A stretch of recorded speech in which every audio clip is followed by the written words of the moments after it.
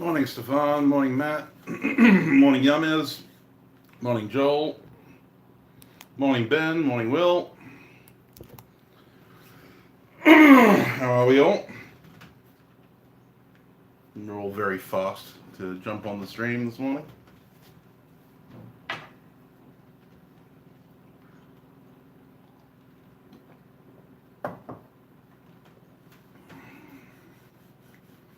Sam Saturday standing stream, yes indeed. Well, at the moment it's a filing stream, but I have no doubt by the end we will be sanding.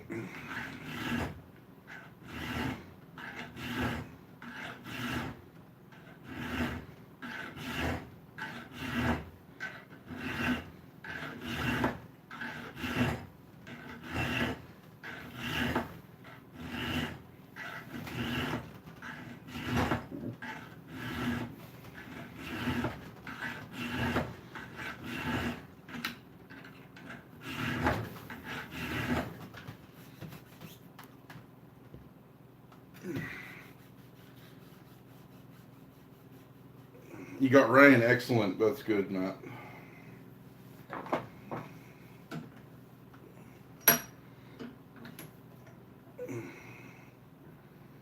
Yeah, fair enough, Stefan.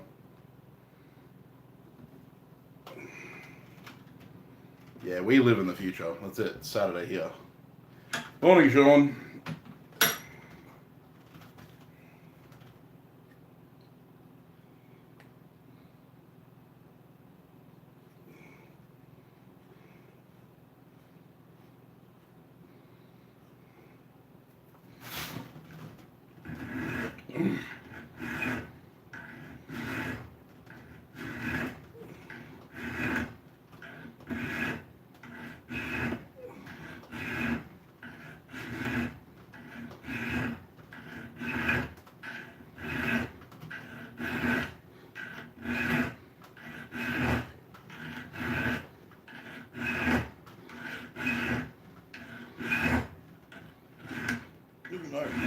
Slip.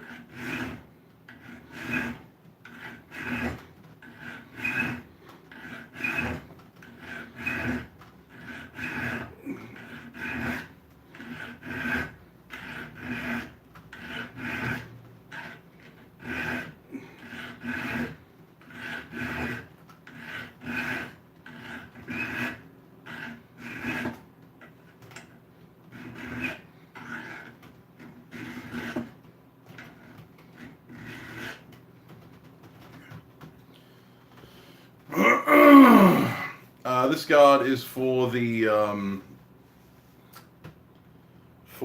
Japanese buoy thing. Morning, Gordon. Morning, evening, Wiley.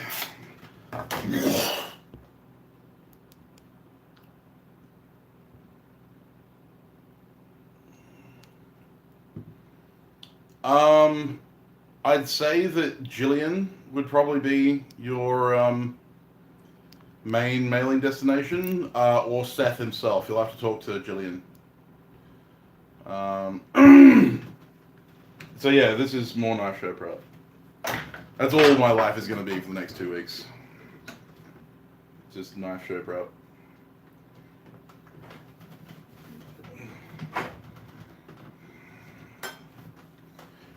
At the moment, I am currently filing a fuller around the edge of a bowie knife guard.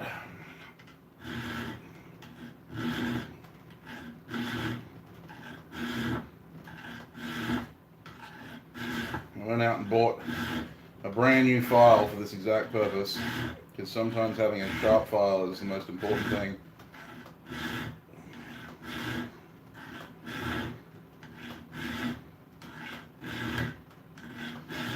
I needed the appropriate size of chainsaw file, so went to Bunnings and got myself a 4.8mm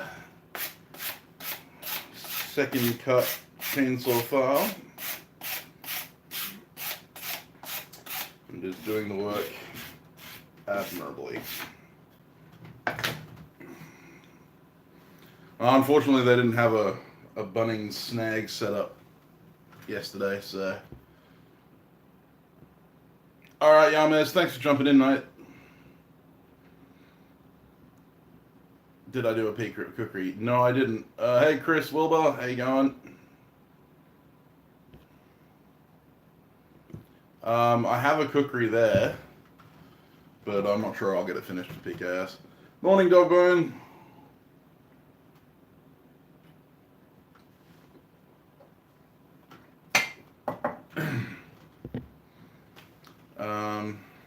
So 1 1/4 inches square by 3 inches. So you mean like 3 inches long by 1 1/4 inch square? That's not going to be enough to quench almost anything. You want, you want probably 3 by 7 or 9 for like small knives. I would probably go 3 by or 5 by 18, and then I would want 1 inch thick at least.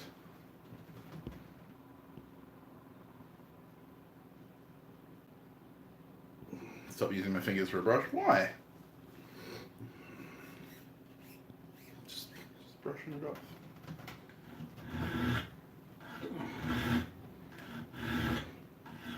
I know, I'm lazy. I have a file card sitting in front of me. I should just file card it, but yeah. I'm the one who gives everyone lectures on maintaining good files, and then I don't follow my own bloody advice. I'm terrible. Start to crunch.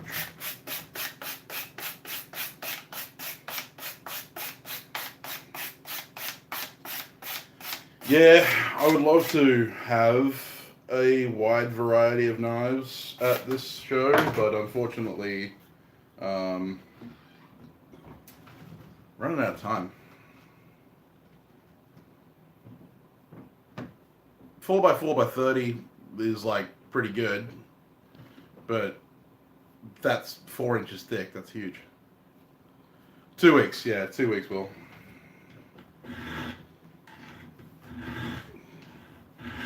12 days, technically, of work left.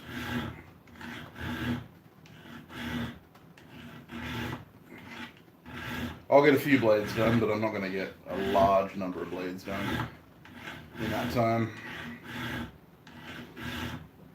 Probably have a couple of hunters, a couple of buoys.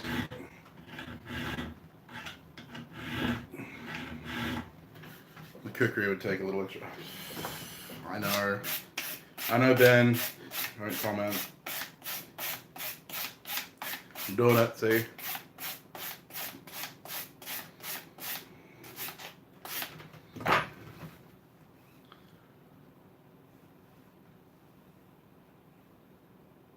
Yeah, 300 Australian dollars a piece. Yeah, aluminium quench plates aren't cheap, for sure.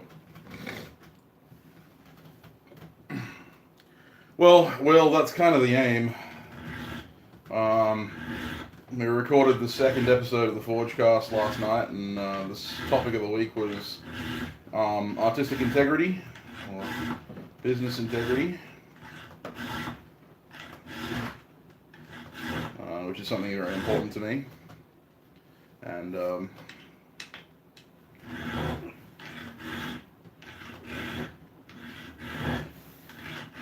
so yeah, I only plan on putting forward my best work.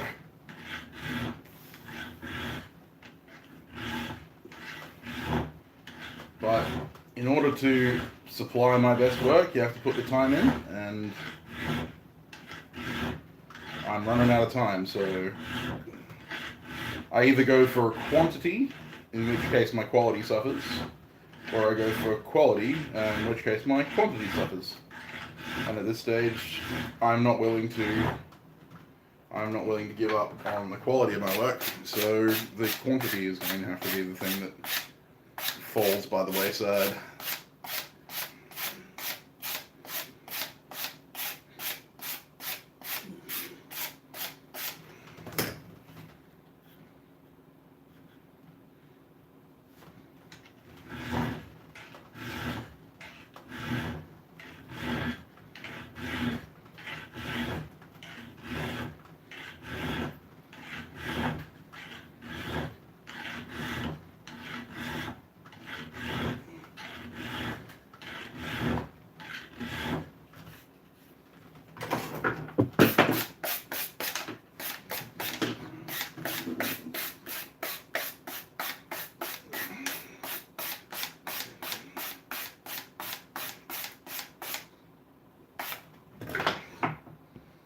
yes, quality over quantity every day. Hey, Curtis. I will be doing a live stream from the show.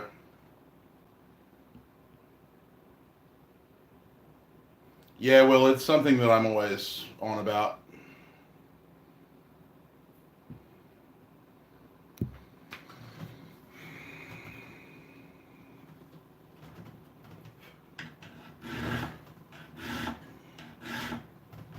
I plan on doing a video this week.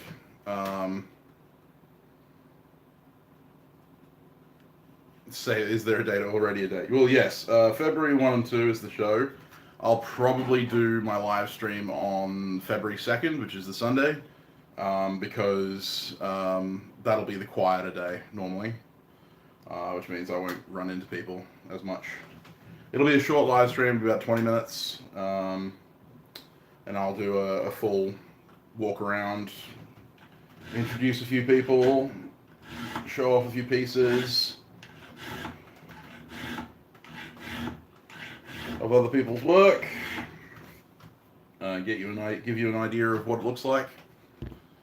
Time to be decided, Joel. I'll probably put up I'll probably schedule it, set it as a premiere, so you guys will get the notification. If not, I'll put it on my Facebook and Instagram feeds as to when I'm going to go live. It'll probably see it somewhere around midday for me. Yeah, because I'll want it to be after things have quieted down, but it'll be on the video on demand afterwards. Saturday in Germany, that's correct. Although if I'm going live at midday, it will probably be like midnight between Saturday and Sunday for you. Much like I did last year at the night show. Different venue this year, so should be interesting. Give me some very cool stuff. And like last year, I'll also do a PKS display breakdown of all of the stuff that I'm bringing.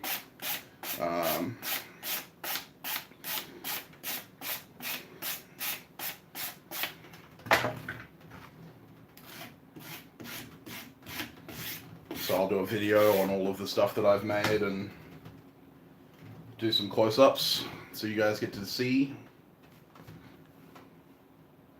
Fine, it's the weekend. Fair enough. But yeah, so I'll make sure I'll keep you guys appraised of when that's going to go up. I kind of like the look of this. It's really cool. I've seen it done on other knives before, and I was kind of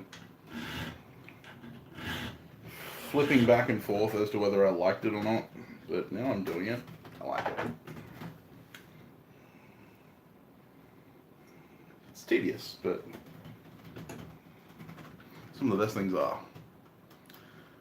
You can see in about give me about 5 minutes and I'll have the fuller roughed in, and then I'm going to have to go back around and true it up, but I'll pull it out of the device then.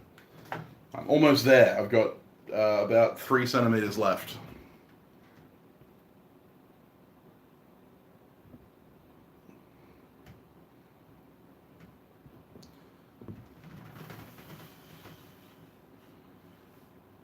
No, I won't. It's not it's a fuller for show, not an inlay. Yeah.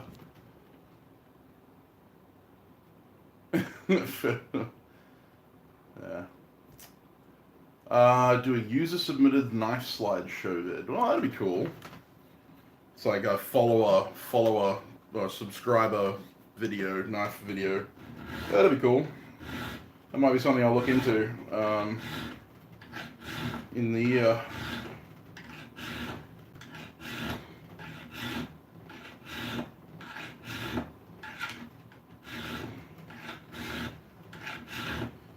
See how many people are interested in wanting to see their work shown on my channel.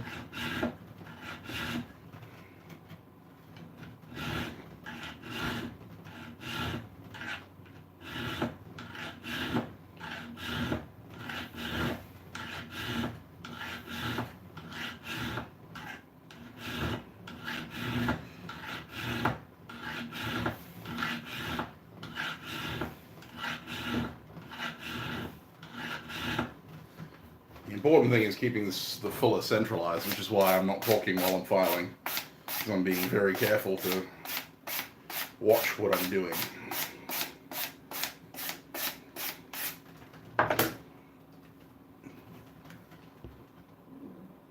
You don't want embarrassment? Hey, Woody, how you going?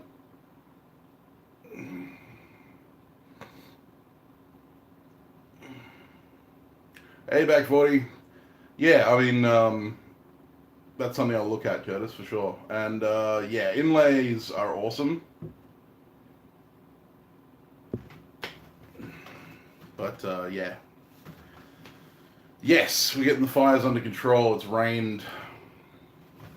So we're getting better. Hey, Alexis, how you going? Oh, it's going, back 40. It's going.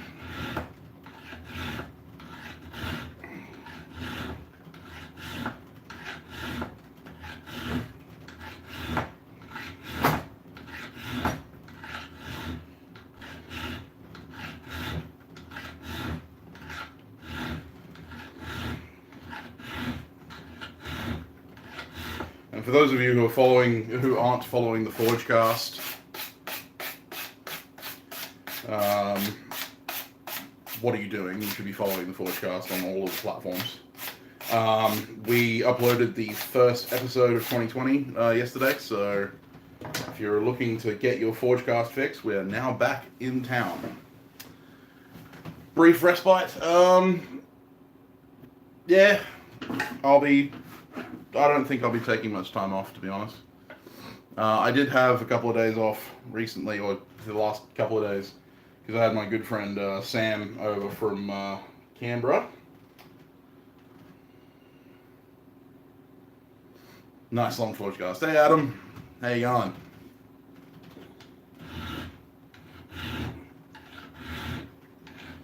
Yep, I recorded episode number 2 last night. That'll be out next Friday.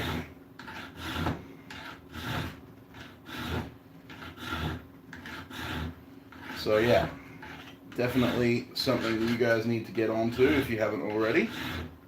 I know most of you are Forgecast fans, but just reminding those that haven't. Oops, whoa, that was bad.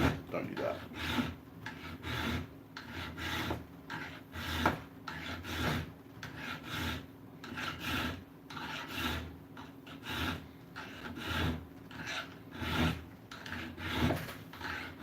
You might see me backdrawing on the file on the piece, but I'm not putting any pressure on at that time. You shouldn't file back and forth with a file. The reason I'm doing a backdraw with it in contact is because I'm letting that position the file in the groove.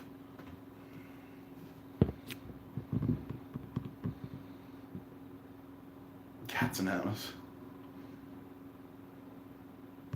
I'll definitely keep that in mind, Curtis. We're definitely going to be looking at more people soon.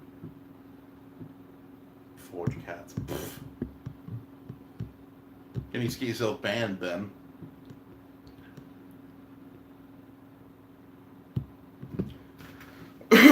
Hey, Gary Brown, how you going?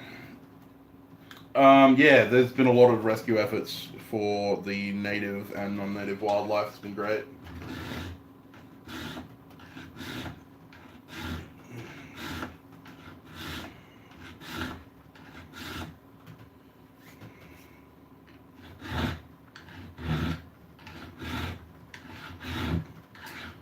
And if you're looking to donate to help the wildfire relief, then the ARC is probably the best place to go. They're doing a lot of work in providing food stands for the wildlife. Like they're putting out vast amounts of food into the wildfire affected areas to provide food for the native wildlife that whose food is burned out.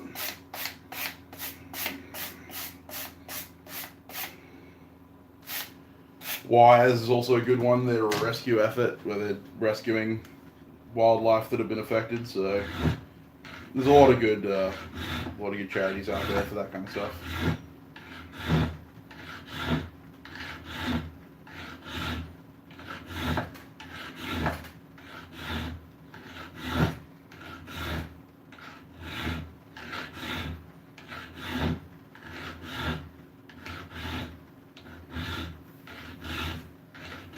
In true Sam Towns fashion, I chose not to mark this out, and I just went at it freehand with a round file, so I'm actually amazed that I managed to keep this full of central.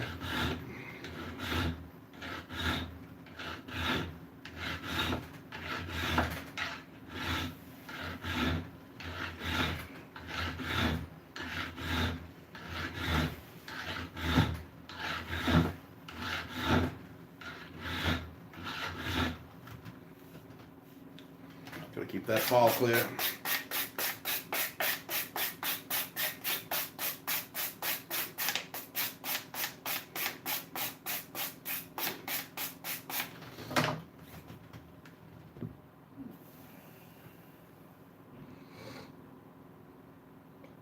You need to chip in to buy me a shirt. Yeah, well. Hey, this is a very important shirt. I stole this from the Pope. See you, Curtis. Thanks for dropping in, mate. See you, Woody. Thanks for dropping in. Yeah, we've had a lot of foreign firefighters come around. Canadians, Americans, the British. I believe Germany sent a crew. Thanks, Ben. I have people keeping me honest, apparently. Keeping the same depth isn't actually that difficult, because the deeper you get, the slower the depth goes. I am filing on a vest buoy guard, and I'm almost done. I've got a centimeter to do just around the tip of this guard, and then I'll show you. More holy and righteous than... Yes, definitely more holy than righteous. My holly shirt? I don't have any holly.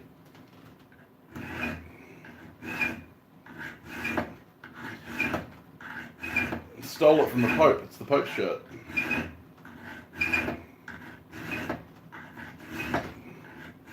It's very holy.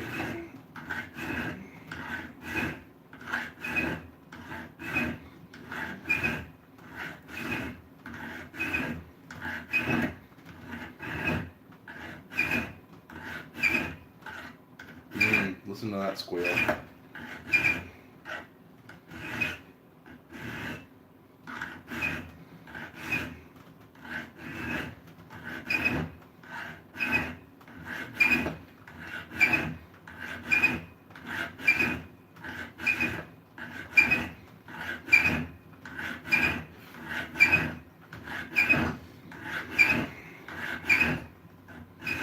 Sadly, as tedious as this is actually the easy part.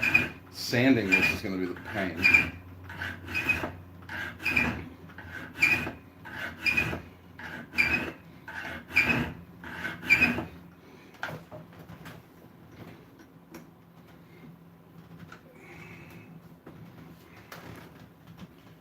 And the way I'm controlling the depth is just by going to just under half a file width. Hey Bryce, how you going? That's awesome, man. Glad to hear you're getting into it. That's correct. Well, it keeps the majority of my upper body covered, so therefore it still fulfills its purpose.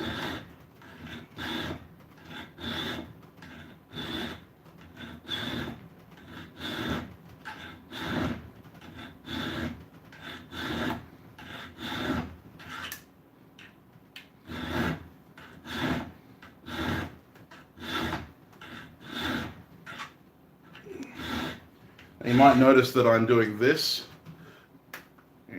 I pay people to do that. Well, if you want to come over here and act as my shirt, then you're more than welcome. I don't think you'll be big enough, though. Clothing optional live stream. I don't think you guys want to see that, to be honest. But yeah, you'll notice that I'm dropping the handle as I go, rather than rolling over this way. The reason for that is if you try and follow the curve, you'll end up with a flat spot at the back end. Whereas if you are rolling this way, you'll actually end up with a perfect curve. And that's how you file a curve.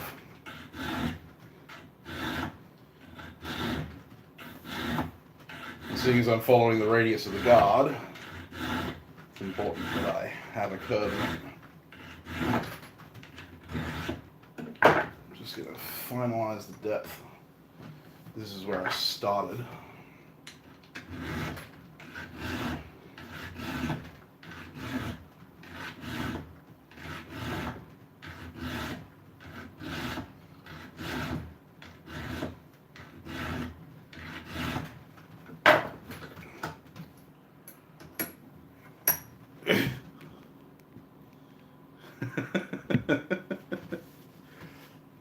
Is there such thing as too much information, Gordon, when it comes to Ben? I don't think there is. Okay, so that's the guard shape for the buoy. It's kind of Tanto-esque. I didn't want to make it round, but I wanted to make it kind of reminiscent of Tanto. And then we have the fuller running the entire length of the guard periphery, and it's all nice and straight. So yeah, and on the actual knife, which I put down, which is always a bad idea, I have a octagonalized brass spacer, which goes in front of the guard, and that's reminiscent of a habaki.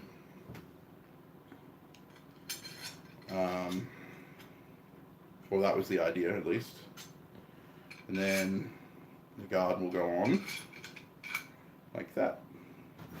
And so you'll have the habaki in front of the fullered guard. There you go.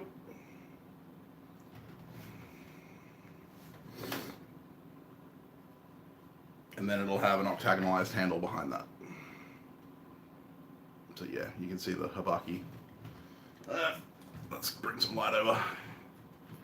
Yeah, you can see the octagonal habaki, and then yeah, and then it'll have an octagonalized, stabilized burl handle to go behind that. No, I won't be putting something in that groove.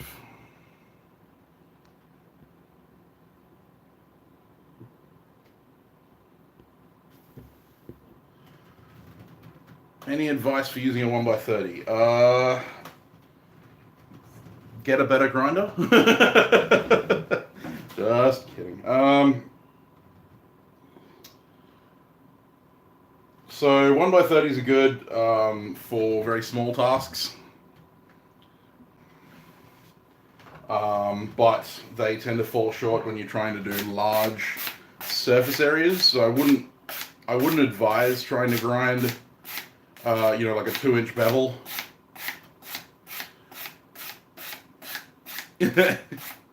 I wouldn't advise trying to grind like a 2-inch wide bevel on a 1x30.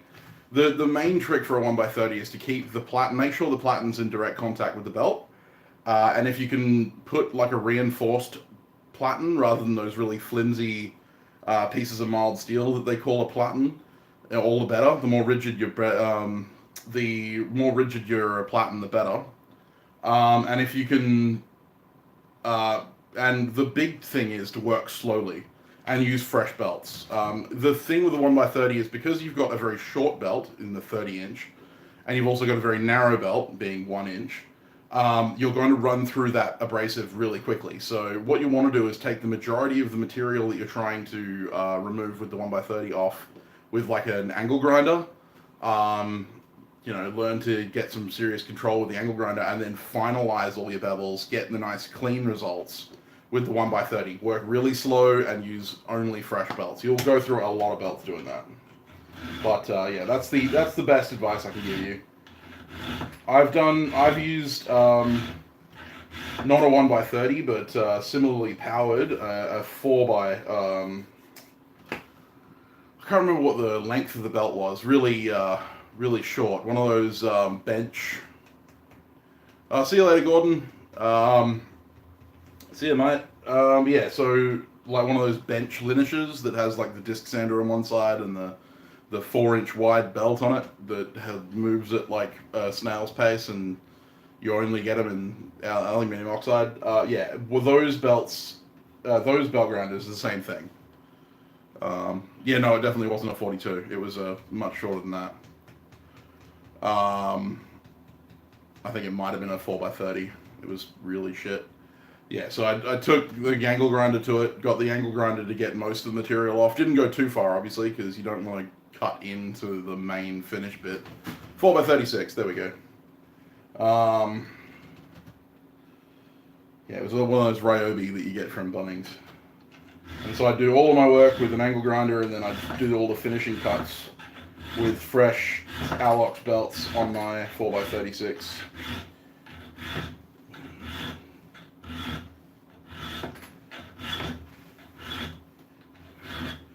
And the big thing is that a lot of people will get impatient with their 1x30s and stuff like that, and they'll just want to get the thing bloody done and, you know, move on to the next project, and they'll leave it really rough and really they'll leave it really kind of wonky. What's the next step up to a 1x30? A back 40 says a 2x72, 2 horsepower, and I would say that that's what you want to aim for. But there are 2x48 grinders out there. In Australia and now in America, there is the 2x48 by Ewan Gibson at 84 Engineering. Alex Steele sells the 48-inch. They call it the Shopmate 48. Yeah, OBM's pretty good as well. But the Shopmate 48 is an amazing grinder. I've used one myself. They also have the Shopmate 72, which is the... they sell the Shopmate 60, they sell the Shopmate 72, and they also have the Gibson 72, which is... The Gibson 72 is probably the best grinder on the market, hands down, no arguments. Unfortunately, $9,000 for the, whole thing, but, you pay what you get for.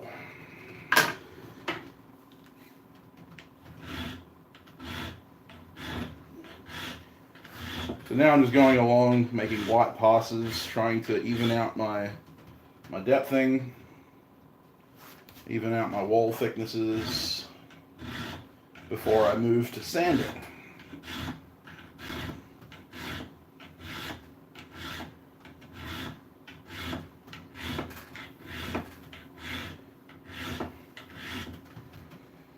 Sanding's going to be so much fun.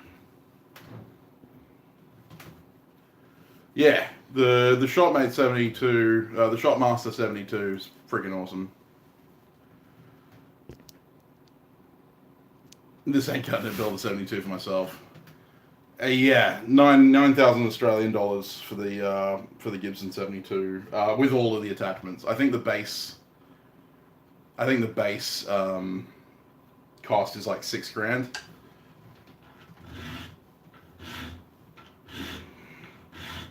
Yeah, Ewan Gibson from 84 Engineering. He's an Australian maker. First rose to fame with the Noob grinder, which is what now is the Shopmate 48. He's a fantastic dude, and he also makes some amazing machinery. For my Australian fellows, if you're wanting to get a really good high quality grinder for very little money, get a Scorpion grinder from 5 Pants Fabrication. They're a 2x72 vertical build, and they are like half the price of pretty much any other grinder on the market, but they're of exactly the same quality. Jake never skimps on quality. So yeah, it's definitely a worthwhile investment. I plan on getting a Scorpion myself to add to my collection one day, even though I already have the Fire Ant. So yeah, the Scorpion is definitely a way to go.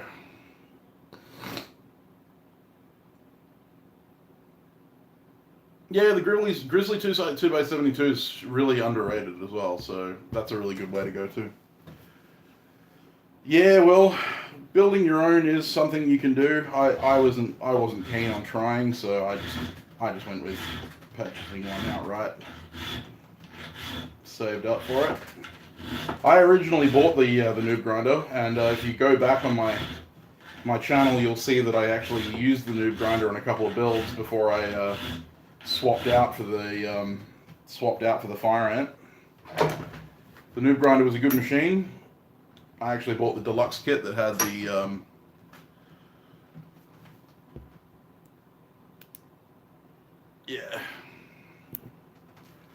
I actually had the deluxe kit which had the small wheel attachment and the rotating platen and all kinds of crazy stuff. It was a really good kit, and it only cost me $1,700.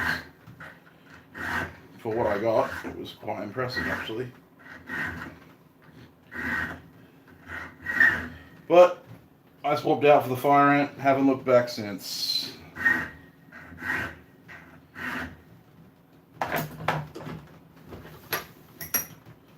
Just gonna check the depth on all of my foolery. It's a bit shallower on that side, it looks like. Yeah, shallower.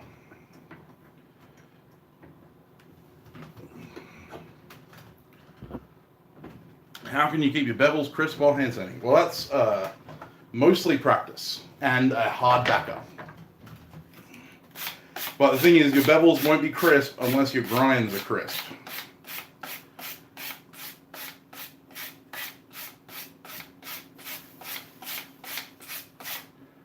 Your grinds have to be good before your hand sanding can be good.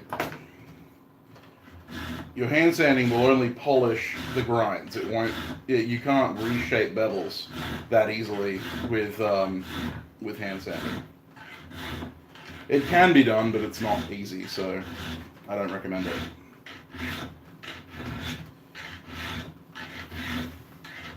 A hard backer, clean grinds, and good sandpaper is the key. I use Rhino Wet in Dasa. There are other companies, COAT, make a decent paper apparently. I've got some. I've got to test it before I can give a full review. But from my experience, Rhino Wet is the king. Yeah, me too, Ben. I always love a good sharp file. Files are like my favorite tool.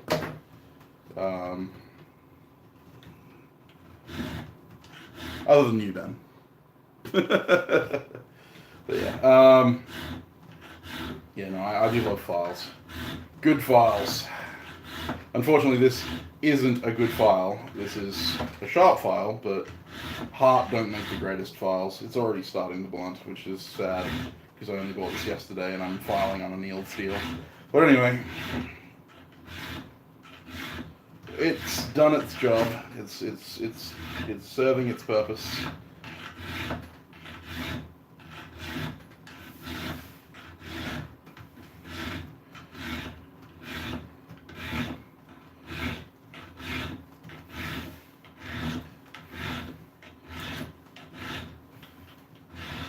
It's better than the file I was using before, which was a Craft-Right piece of crap.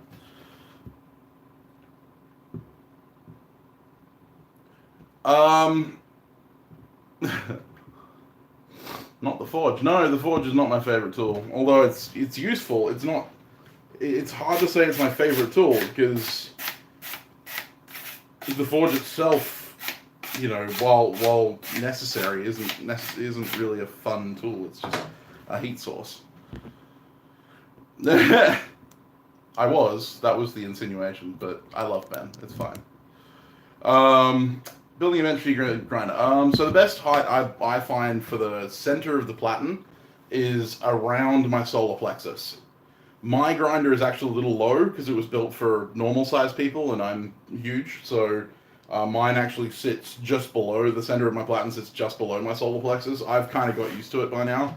But if you want to limit the amount of back issues you get, then you want to go right on your solar plexus for the center of the platen, which means that your top idler wheel will probably be, if you're like using a fire ant model style kind of grinder, the top of the idler wheel will be around your chin.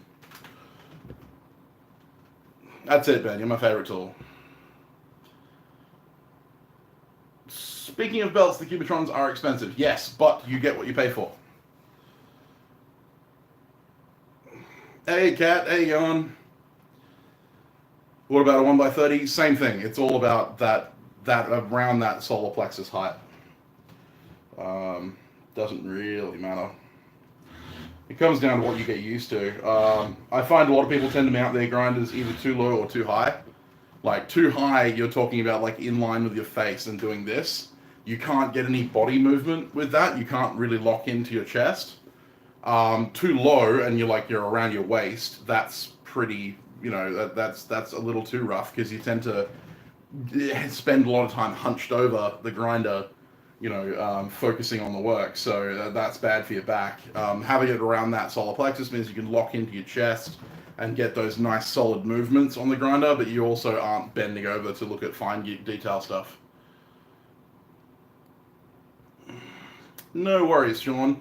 I again am sorry that I didn't name you in my Patreon list. I feel like an idiot. It wasn't until I watched it back I was like, oh no, I forgot someone, damn it.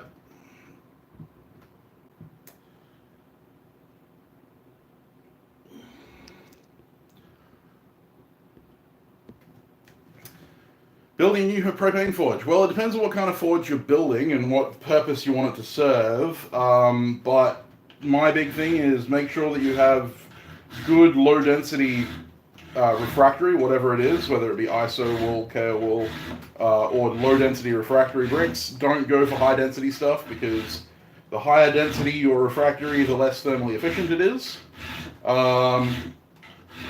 And if you can, try and make the burner have an angle which means that it does not make direct contact with the material, because the more direct contact you have from the flame with the material, it means the more oxidization you're going to be seeing in your work. So an indirect heat is better than a direct heat. Ooh, that's a big depth change. Okay.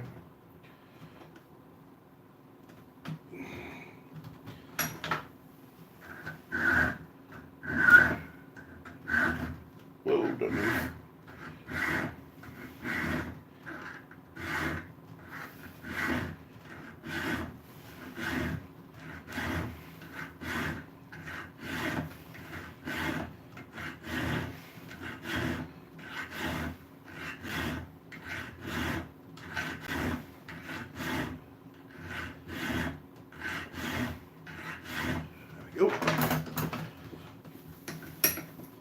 So now I'm just going around checking my depth. Checking that I'm not getting some weird depth changes, which I am right around the tip there.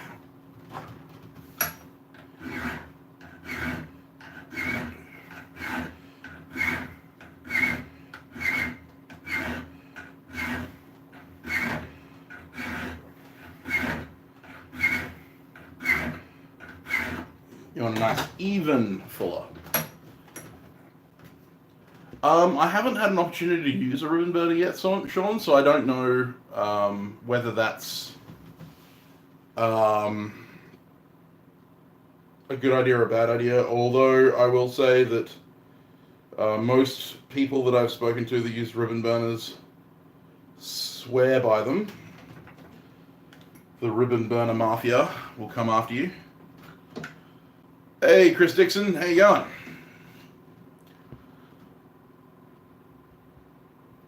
Ah, fair enough. Cat, that's pretty cool.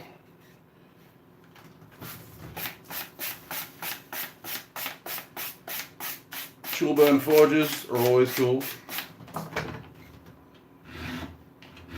I've worked with a few.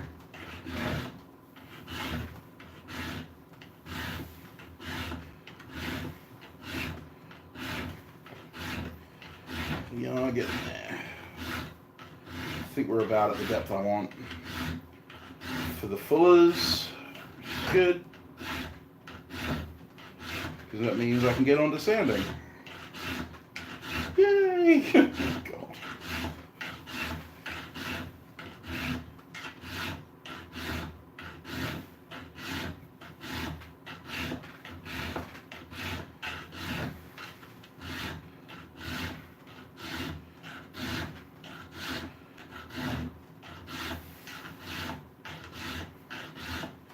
This guard is going to be hardened, so.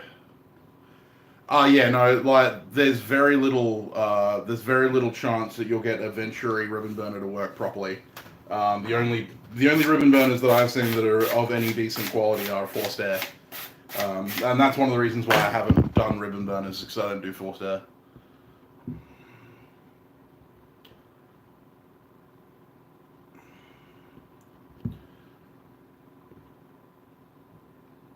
Yeah, fair enough, Gary. Sometimes buying it is better than building because, as you say, you're not confident with building.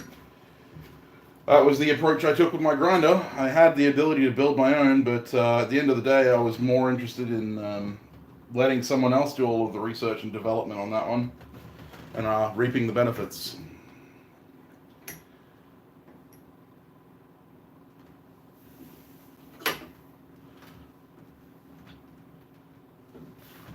Hey JT, how you going? Things are well, yes they are. Well as they can be, I suppose, at least.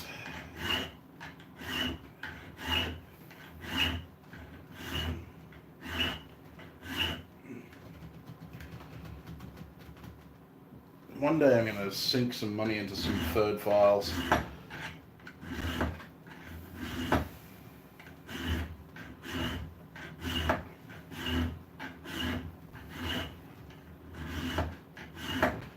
Gotta get my hands on some of that German engineering. Hey Corey, how you going? Long time no see.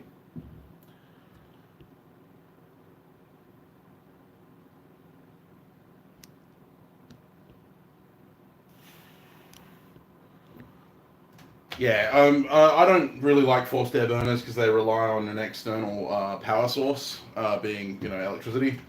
I prefer to have all of my forge work integral. Tinkering on a copper micro axe head. That's cool.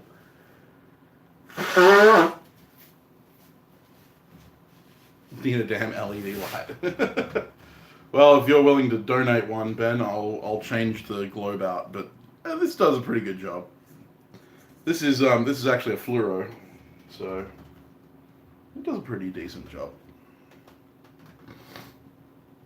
Oh, you missed Roy's live stream? I'm. It still takes some time with third files. Yes, I know it takes time, but having good quality files makes me happy. I would love one day to get my hands on some Grobay files, some from Valor files.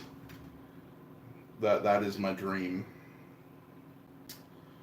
Okay, so that's the finished fuller. Just put some light on it. You can see the nice fullered line all the way around the guard. It's quite a chunky guard for such a small knife. I was a little worried that it's going to be a little bit oversized, but over width, I mean. And it does look a little chunky on the blade, but I think having that fuller in it makes it a little bit third. So it's PFERD, third.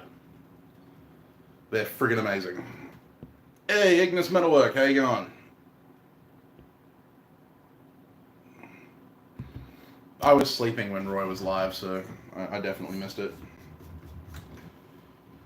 Whew. Okay, so that's all the filing done. Or at least most of the filing done. Now comes the sanding.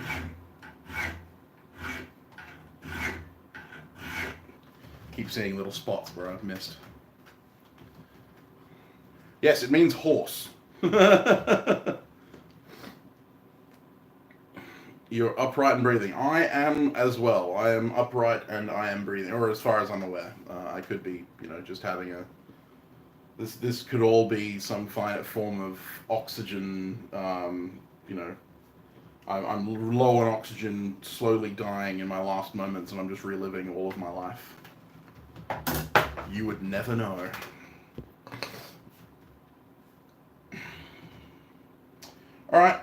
I said I was going to test that COAT paper, so I suppose there's no better time than the present to test it. So I'm going to go get that COAT.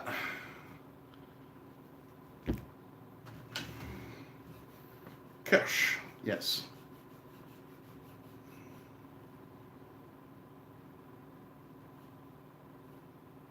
You are upright. Maybe not breathing. Alright, let me go get that COAT paper. Oh god. Getting up was a bad idea.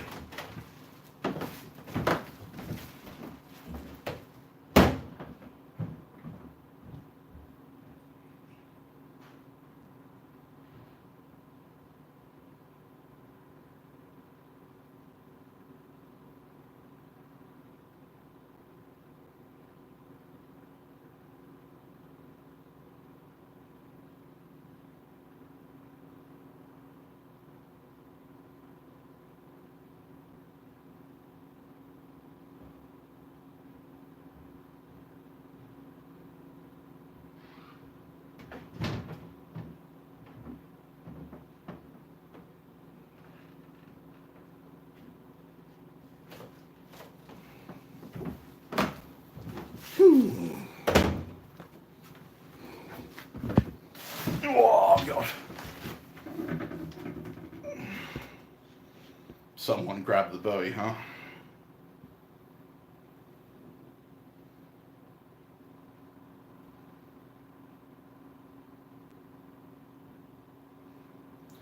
I imagine they'd be sort of the same quality. I don't imagine they'd be as good as the Swiss stuff, though. Speaking of Swiss, this is made in Switzerland. COAT, made in Switzerland. And Rob from Weber Abrasives was nice enough to send me one of every grit from 80 grit through to 2500. So, who's the Sam Towns guy? You come to the wrong place, JT. Should get out while you still can. Alright, so I'm going to start with some 120, I think. Feels a little rough. This is a second cut. Maybe I'll go with the 180. Alright, I'm going to start with the 180.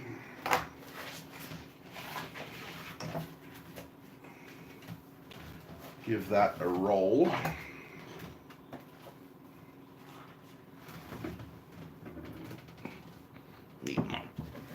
Ruler. Take me to your ruler. What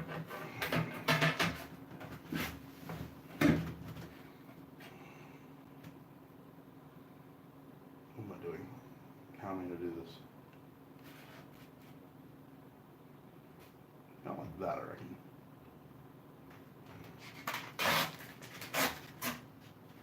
And if I rip that off,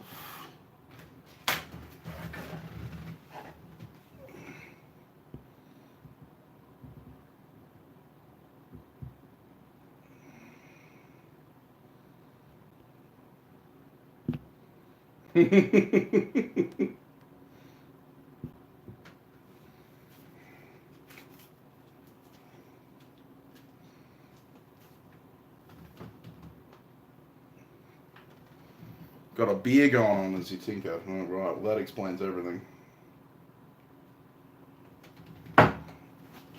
Okay, first time using COAT paper from Switzerland.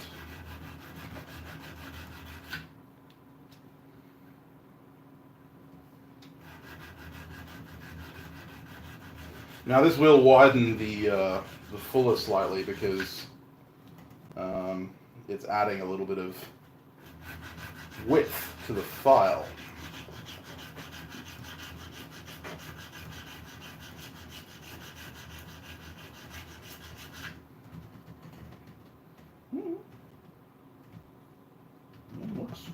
Looks good. It's all right. So whatever I finish on the grinder, beer and whiskey. Oh, that sounds good. Thanks, Corey. All right, well, see you in a minute.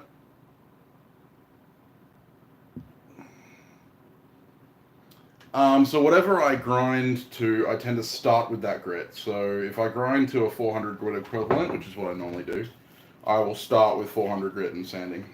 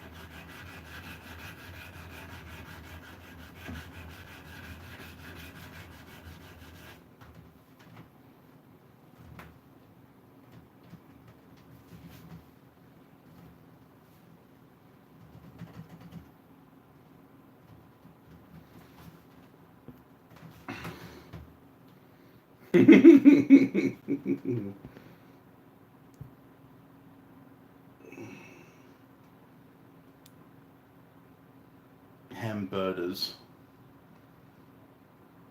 Yes, it is a wet and dry paper, that is true. Actually, it's interesting, the paper itself says waterproof. It's waterproof paper, which I don't think is actually true. I think it's a wet and dry paper, and that's what they mean. I think it's a poor translation. Okay, I think it's hard to tell because I can't cross grit. Oh, maybe I can cross grit if I do that.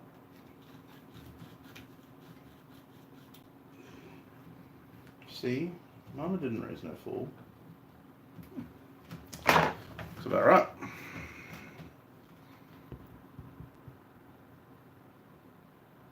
Only negative 26? That sounds good.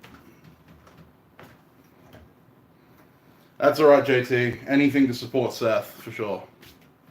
You can ping that out here if you want. Seth is the man.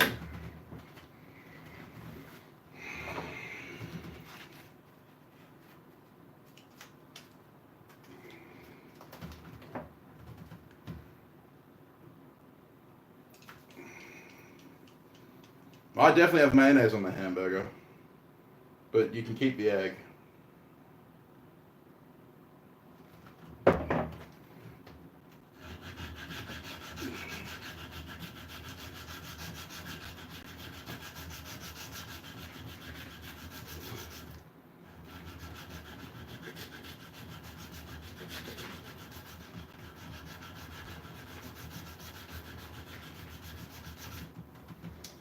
Jared's here. Everyone pack up. Hey, man, you're one to talk, Ben.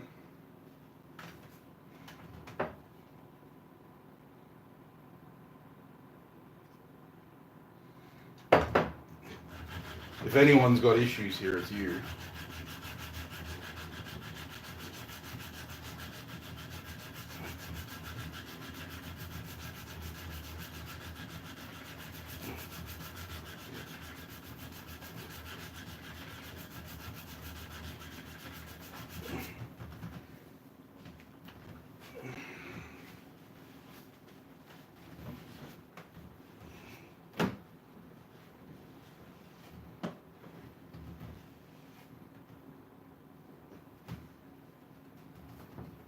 Interessant.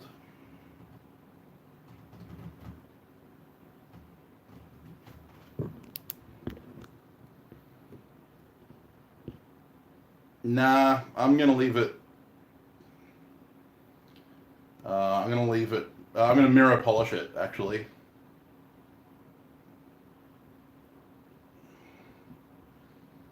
That's the idea of the fuller.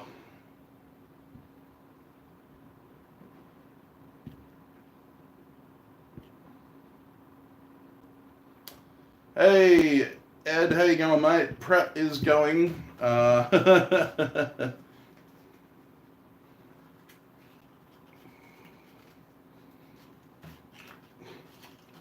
It is going. That is all I can say. Prep is going.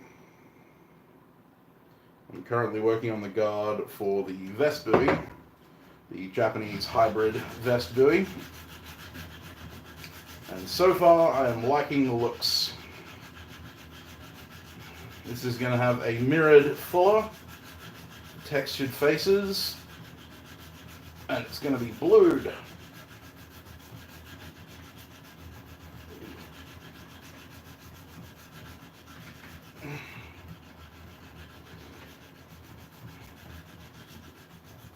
Well, I'm kind of tossing up the textured faces. I might not go with a textured face. I don't know. I'm kind of playing with that idea. Oh, this looks so cool.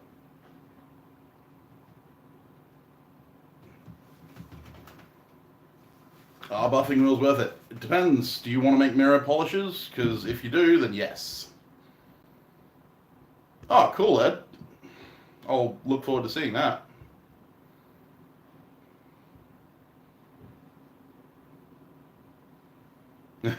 Mert's a great guy.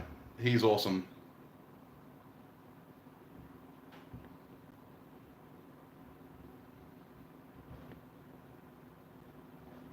Ew, blue cheese stuffed burgers. Look. Buffing wheels and knives. Yeah, no, I mean, I call buffing wheels grab and throw wheels, because that's what they do. They are the most deadly tool in the shop, but they are indispensable when it comes to making mirrored finishes on things. So unfortunately, they're a necessary evil.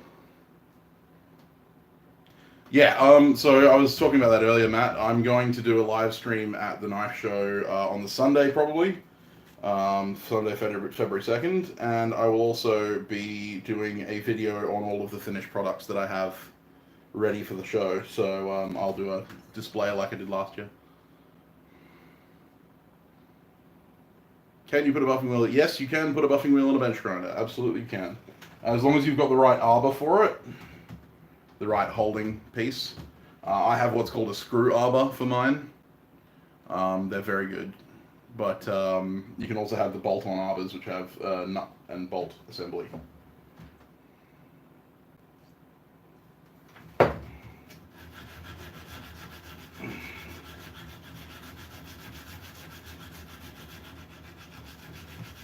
Yeah, the grab and throw wheel is really good for finishing parts. I don't recommend mirror finishing blades, mainly because blades scratch up real easy, and unless you're doing it for an artistic reason, then mirror finishing blades is kind of pointless.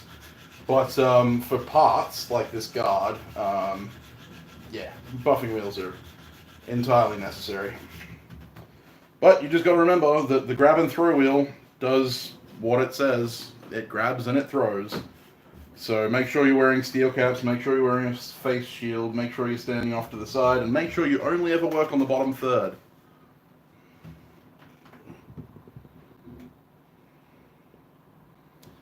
I don't actually like paper wheels, Back 40. I find that they tend to round my edges too much. They do make really sharp edges, but I don't like them. Everyone's got their own kind of ideas on what's good and what's not. But me personally, I'm not a fan. Murka burger.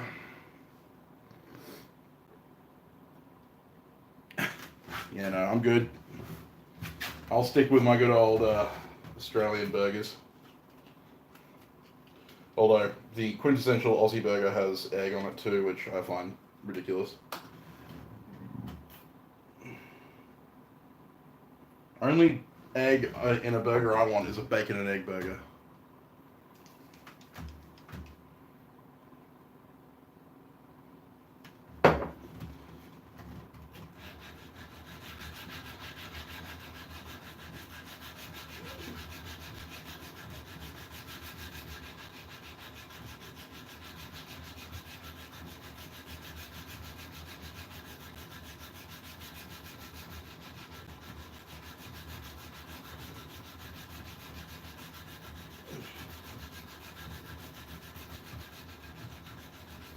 Well, first impressions on this COAT paper, I'm actually quite impressed. It's definitely very hardy, and it seems to be removing material at a reasonable rate.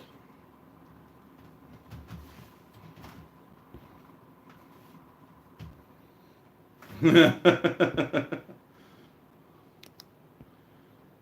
speaks heresy on the burger. Yeah, so,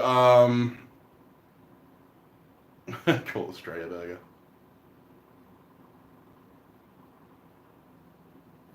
I haven't seen that one, Sean. At the moment, I'm using 180 grit to take out the file marks. It's pretty good. Doing a pretty good job of it. And I'm wrapping it around the file that I used to originally cut it.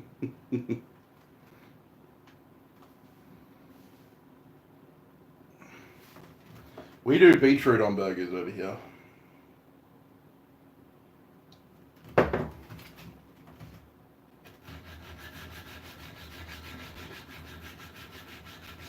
It's not half as bad as it sounds.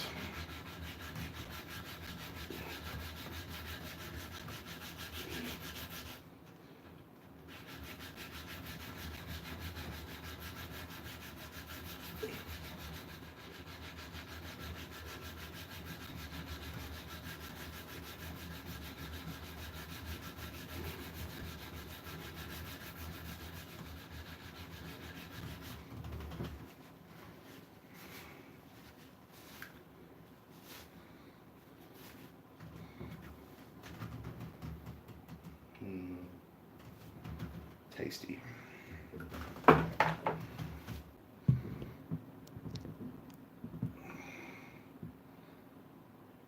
Venison sliders, that sounds good.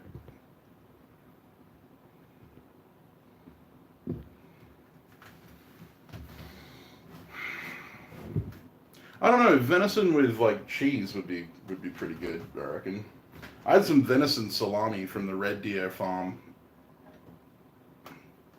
You want a Cabano?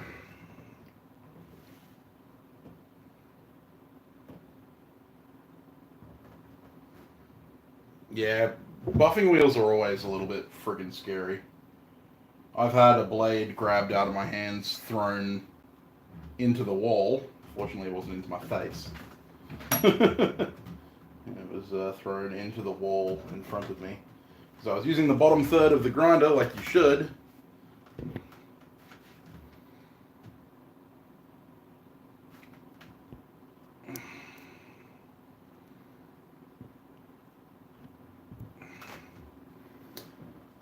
Yeah, well, I mean, we had red deer with a pest in WA, and we eradicated them except for farmed red deer.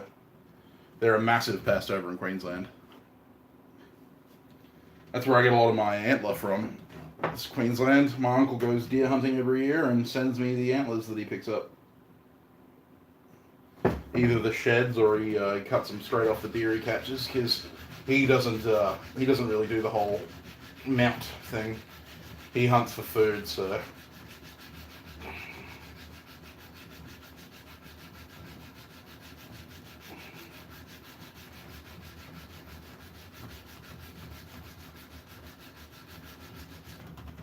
Sent me some absolute whoppers year before last. Absolute freaking pigs. Huge things.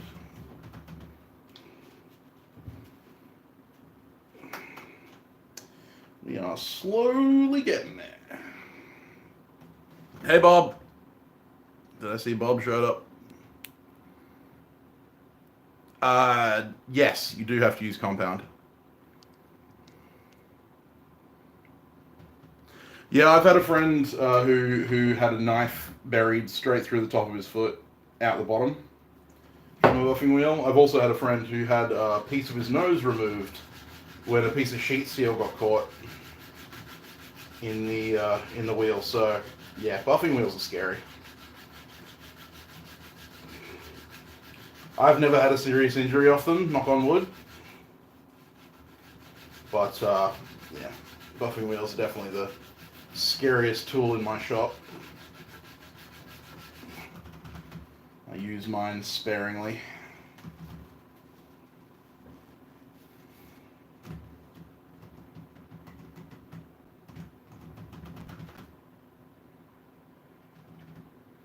Ever since when I go around with the 240, I'm going to find a lot of scratches.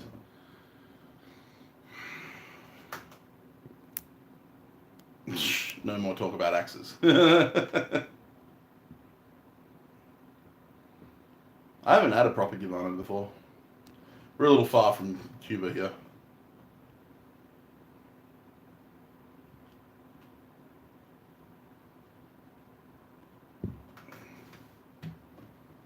Well, you have the axe drifts, Ed, whenever you get around to it.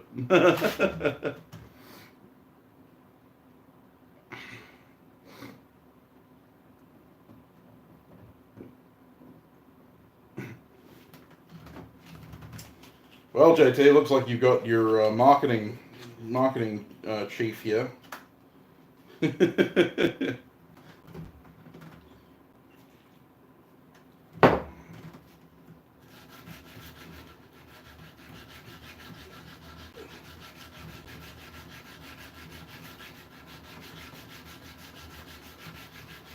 But seeing as you've now placed an advertisement inside my stream, I'm going to demand that you send me an entire box of your smoked salt, just to, as payment for advertising on my stream, utilizing my advertising space.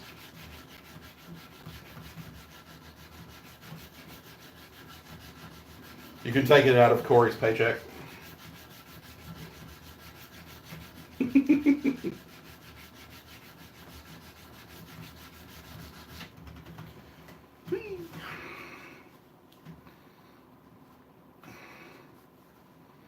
I know you did nothing. But you have to take responsibility for your staff, JT.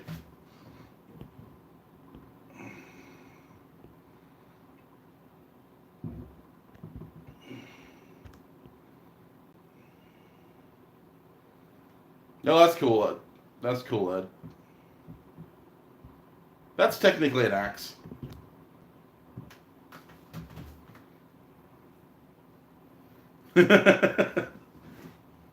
Well, I'm not stealing. I'm just demanding what's rightfully mine because they're using my advertising space, using my platform to advertise their stuff, which means that I deserve recompense.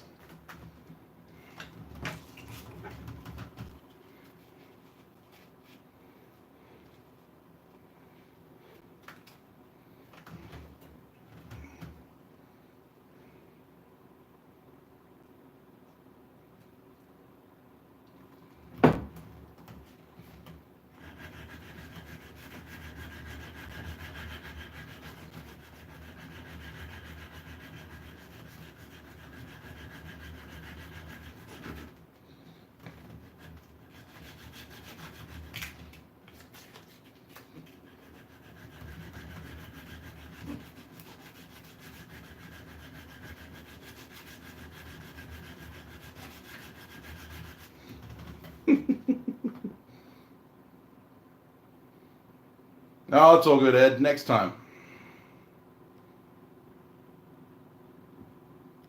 That's all right, JT. I'm happy to wait.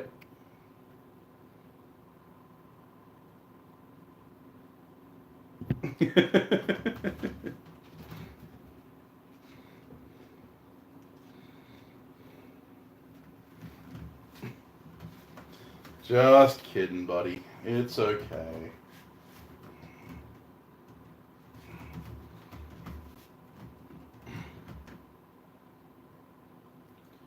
I won't hold you accountable for Corey's actions. This time.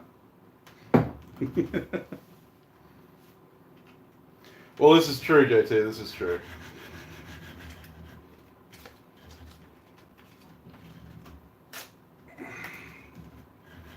As long as it's not blue, you'll be fine.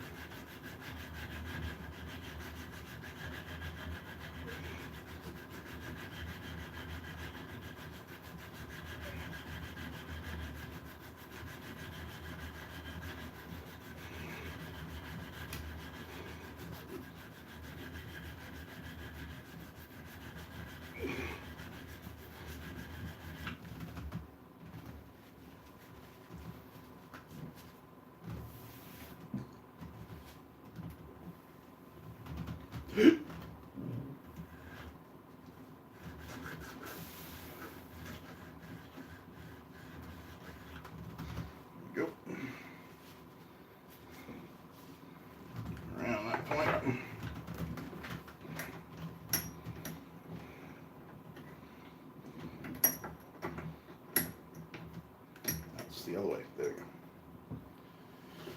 Whew. Coordination, what the hell is it?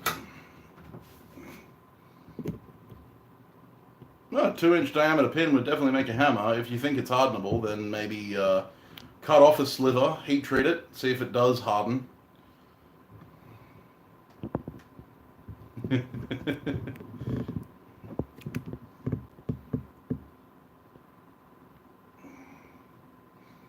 And if it does harden, then make a hammer out of it.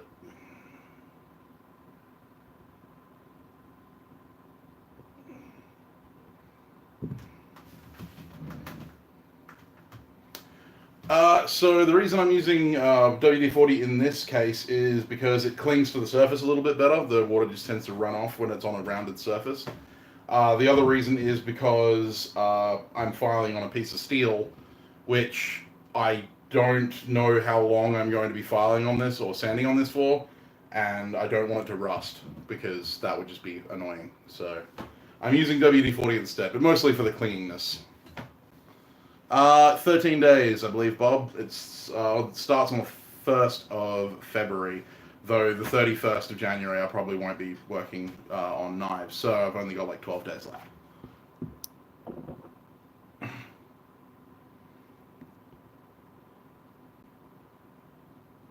Yeah, fair enough, JT. Alright, Corey. Cheers, mate. Thanks for hanging out for as long as you did. Have a good dinner. I'm hoping it's burgers.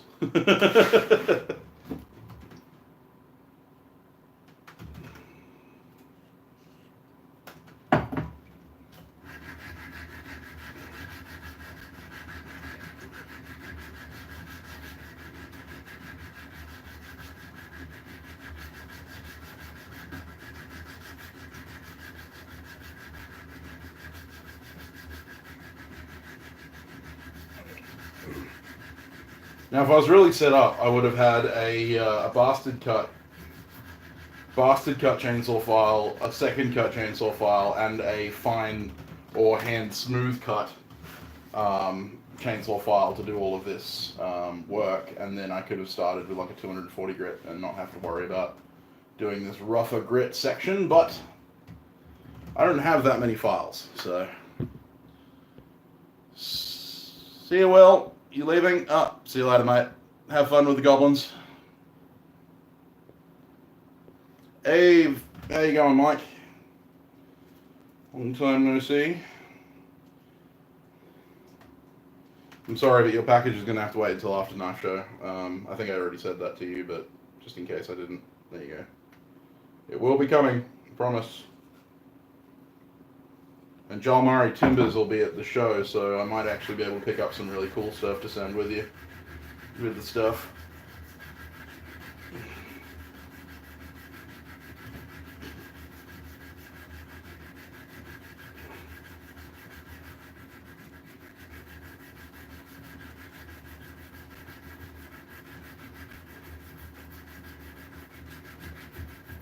The only problem with using a file as a sanding stick is that if you wear through the sandpaper, the file cuts.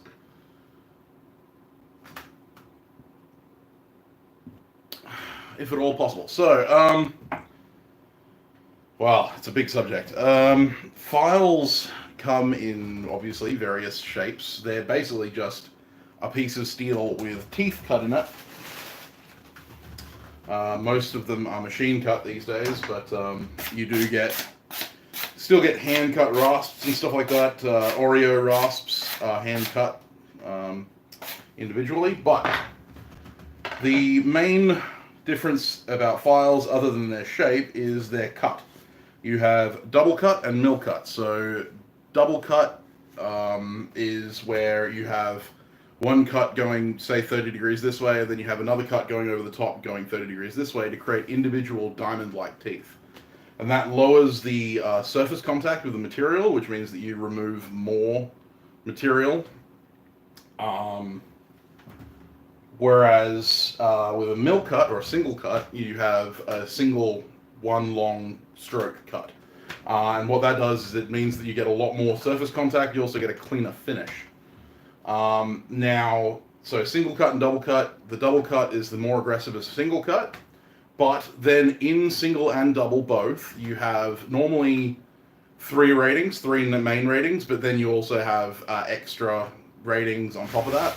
But the main 3 ratings are bastard cut, which is the heaviest cut. They tend to be a very, very steep.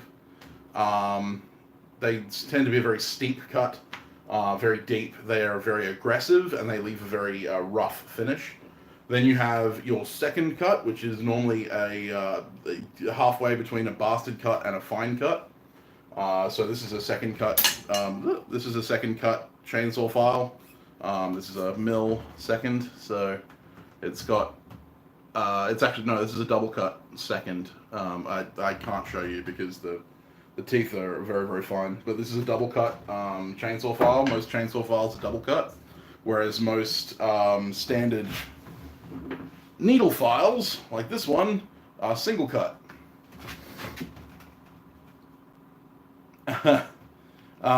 So, yeah, with the second cut, you tend to get a lighter cut. You can have second cut in both double and mill cuts. And they tend to be for the smaller amount of material removal. They tend to have a smoother finish, blah, blah, blah. Then you have fine cut.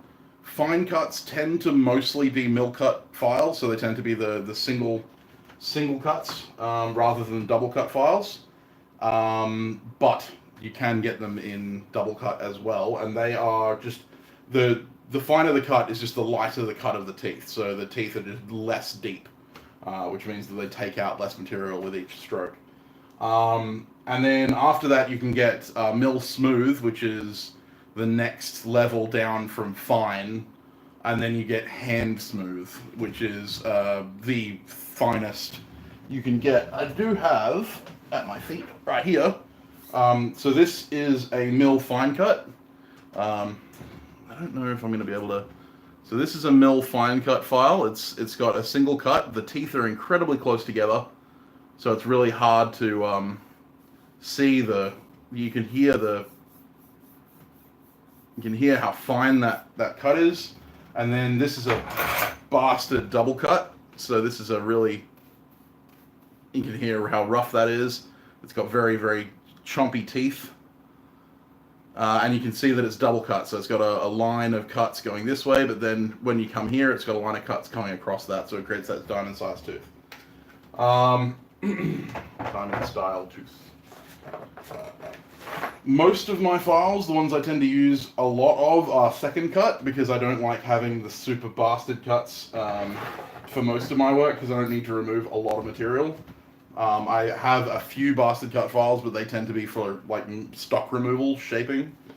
And then when I do fine work like guard fitting and stuff like that, you obviously want second cut or finer because you want to be controlling the amount of material you're removing. And then you get needle files. Little baby needle files like this. So needle files normally have 2 different styles of cut. You have a number 2 and a 0. So the number 2 is the number 2, yeah. So the number 2 is the fine cut, and number 0 is the bastard cut. So again, you can have mill cut or double cut. Either mill cut or double cut needle file. Normally they're a double cut, but I do get some mill cut. And you'll get a number 2 and a number 0. How do I store my files? Well, I'm not very good with my files. I'll be honest, because I buy lots of cheap crap files and I don't really care about how they go. My needle files are in a box, and my main cutting files tend to just be kind of stacked on top of each other in a drawer. If I ever got myself a set of furred files or like some grow bay, I'd probably put them in a file wrap, so a leather tool wrap. Hey, Dragon Water. If you've never given someone a high five with a handful of ground beef, tasty.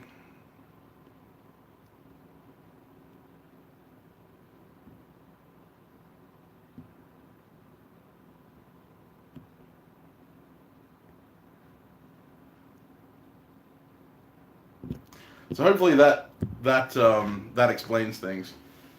The more expensive the file, normally the better the cut, and normally the more consistent the teeth, which means that you're going to get a more consistent cut in the file. But the reason I end up buying cheap crap files is because I don't have any money and I have like a specific job that I need to do. So I go out and buy a single file for that job.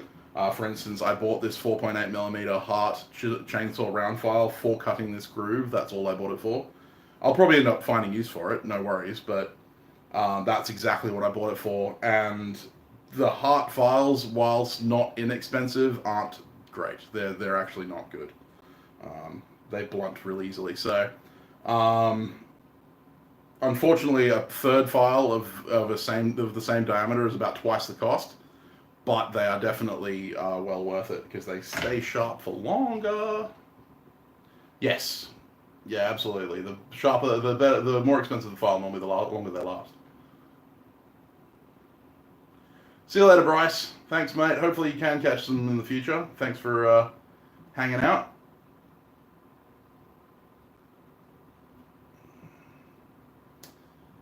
See you later, JT. Thanks for joining in, mate. Hopefully see you later.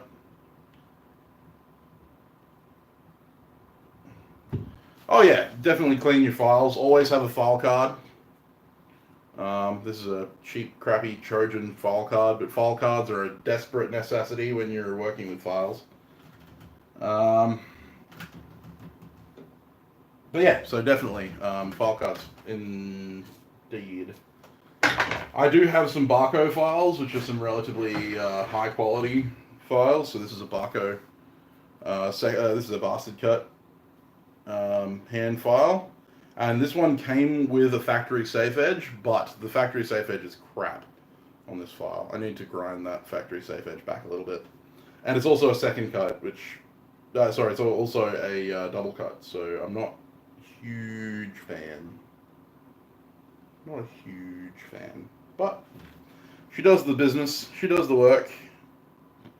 She's not blunt yet. Barco makes some pretty decent files. Yeah. Trojan a crap. File card, you just knock your body. Well, yeah, that doesn't always work, Jared. File cards are necessities.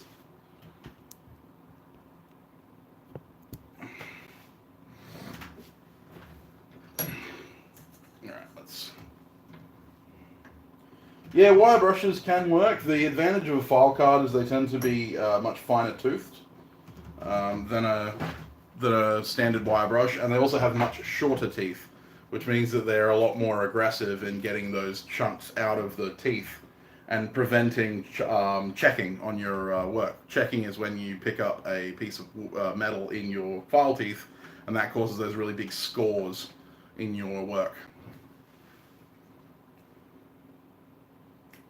Oh yeah, Nicholson will be definitely better than Harbor Freight and those cheap ones, but then if you go to Third will shit all over your Nicholson files, and then if you go to something like Grobet, Valorb, then they'll shit all over your Third files. So yeah, it definitely, it is definitely a noticeable hierarchy of files.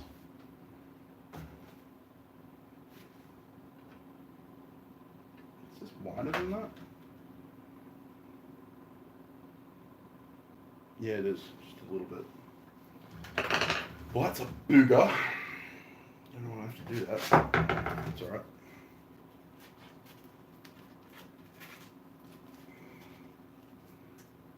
Had to choose a weirdly sized file for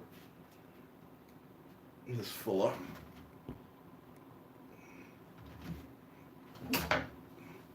As long as you're trying to clean your files, it's better than nothing. But the big thing is that most files will pick up quills, little pieces of metal that stick under the teeth and just will not leave.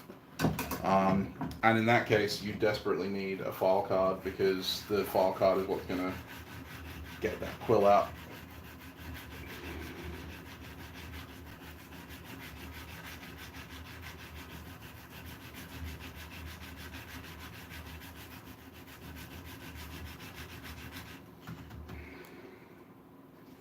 Got to be very careful when using a file as the sanding stick, because if you wear through it, you're going to be cutting with the file again, and that's going to be bad.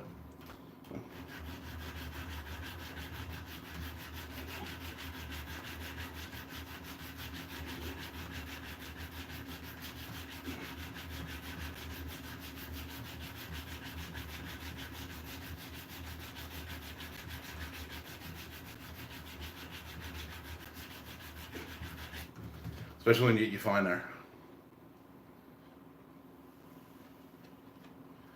I'm not sure where the best place would be to buy a third when you're there. I know Alex bought them online, so it might be best to ask him, because I haven't bought a set of third files yet, because I haven't been able to afford them. I have used third files before, but I've never had a set of my own.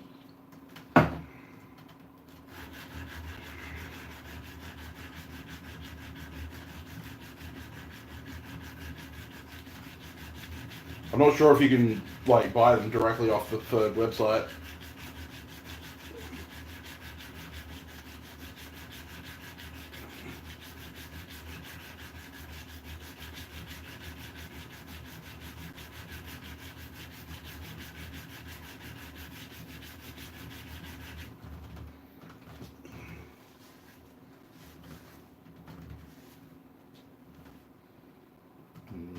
Tasty.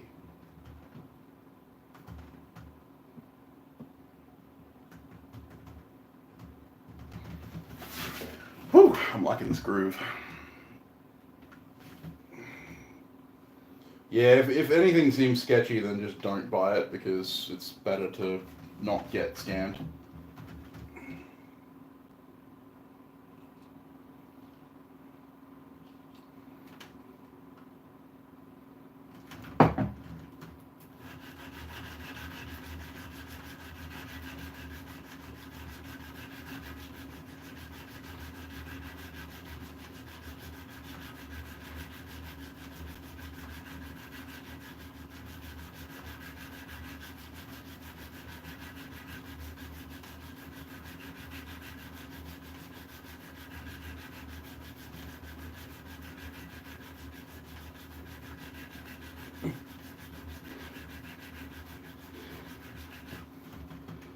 Well, so far this COAT is getting 2 thumbs up from me. It's cutting aggressively. It's holding up to the being put under WD-40, which is good, because a lot of glues tend to give out when you use WD-40 with them. I'm sure that's just file. Oh yeah, it is file marks. Okay.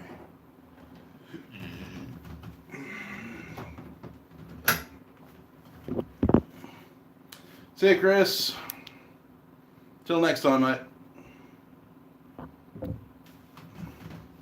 Flattened piece of copper flap, yeah.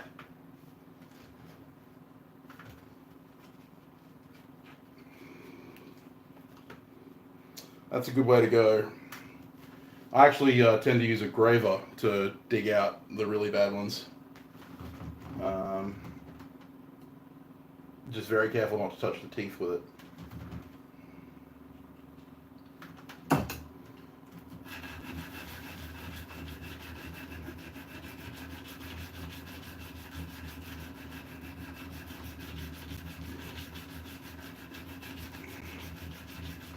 There's that old myth of sharpening files by putting them in sulfuric acid.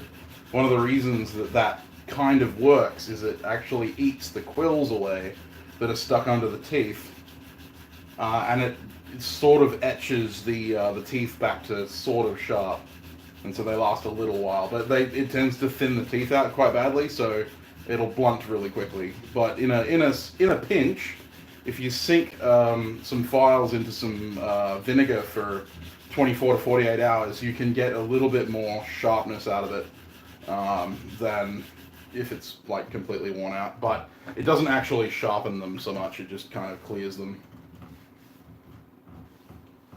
Yeah, use an acid. You can use muriatic acid or or vinegar or sulfuric acid. It doesn't really matter. They all work the same. It's all the same principle. Although if you're using muriatic, hydrochloric, or sulfuric, you want to make sure that you're using a relatively dilute solution, or you want to do it very quickly, like 15 minutes rather than 24 hours.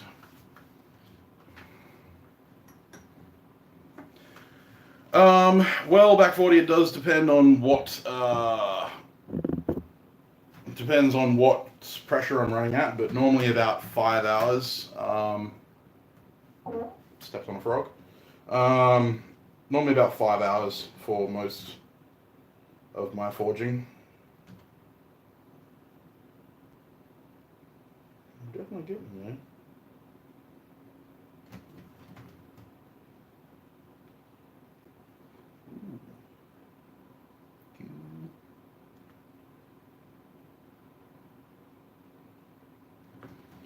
True that up a little bit.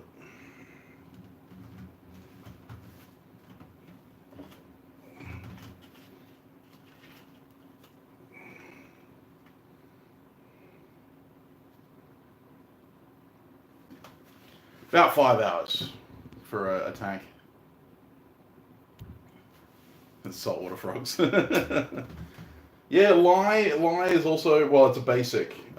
That's a base rather than acid. You can use sodium hydrochloride or sodium hydroxide. Sorry, not sodium hydrochloride. Sodium hydroxide. You can use anything that's going to eat the metal away.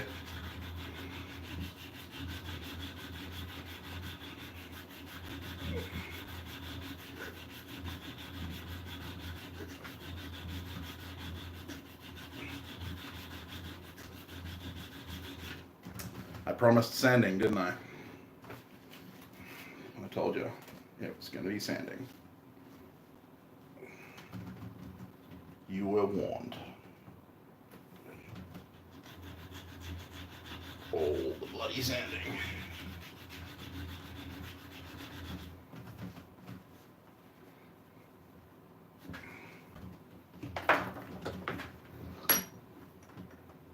Stainless steel. It depends on what kind of stainless steel.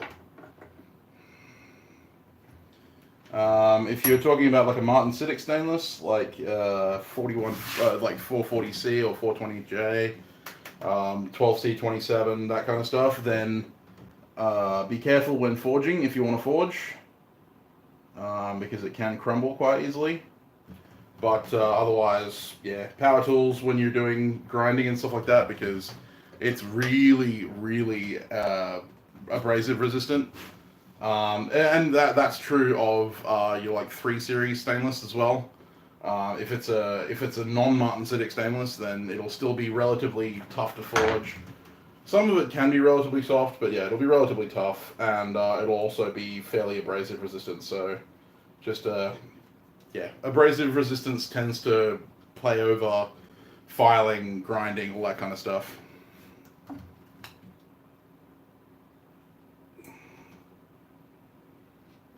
Yeah, if it attracts a magnet, then it's more than likely martensitic stainless.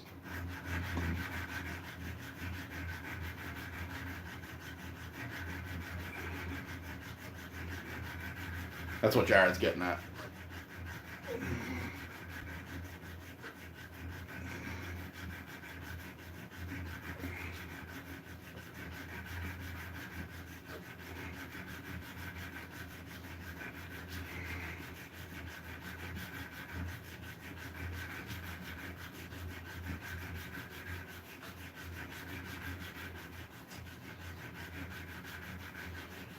So if a magnet sticks to them, it could be as Jared says, a low grade of stainless, or it could be a it could be a martensitic stainless. If it's a martensitic stainless, that means it's hardenable, which is good if you want to make knives out of it.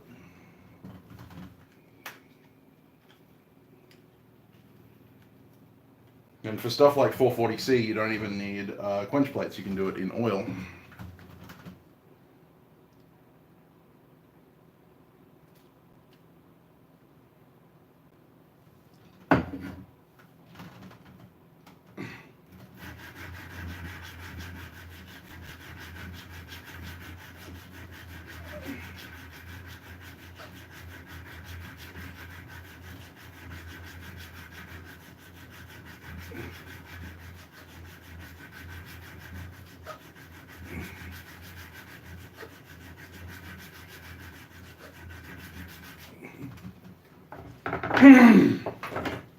So basically what you're seeing now is going to be a... no, you don't need a respirator when you're forging it. It's no worse than steel. It doesn't require a cryo. 440C will harden to about 55 Rockwell in a high-speed oil, like Parks 50. So it makes a usable knife out of oil. But if you want the highest performance out of a out of 440C, then yeah, you'd want to cryo it. But no, it doesn't require it. That is a myth.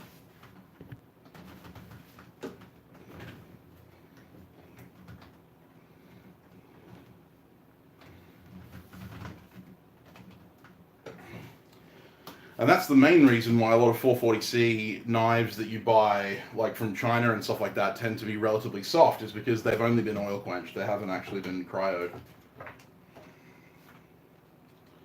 Pretty much every stainless known to man benefits from a cryo. And most steels in general, even high carbon steels, can benefit from cryo. Post-quench cryo, especially on stuff like 52-100 and the high carbide stuff, is massively, massively advantageous. Doubles wear resistance in some cases, increases hardness.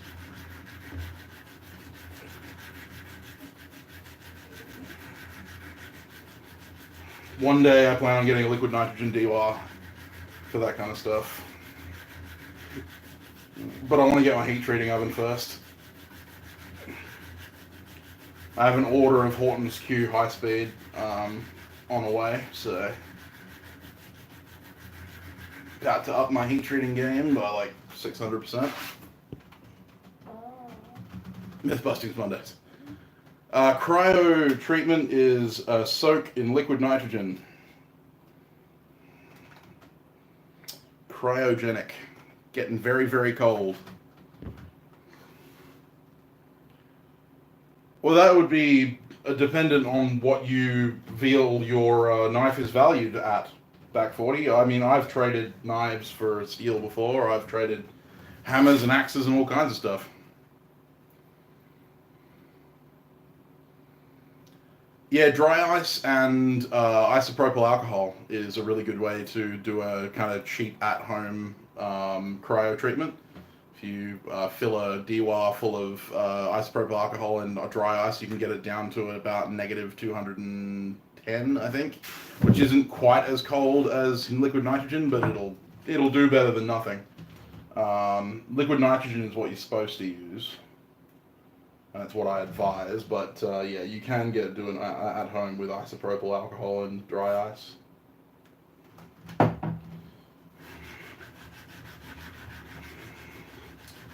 But yes, cryogenic treatment, because if you guys remember my heat treating video, you'll remember that graph. Hey Alex, how's the market going? Gideon. Okay, man, I'll call you Gideon. No worries.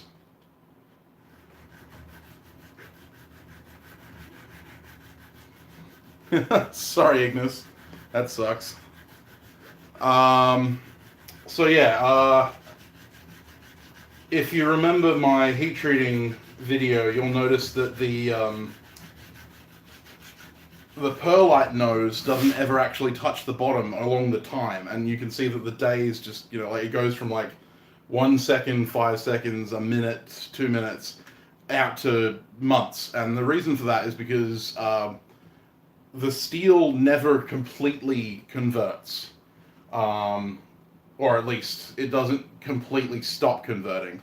And so even months after a heat treatment, if you do a cryo treatment,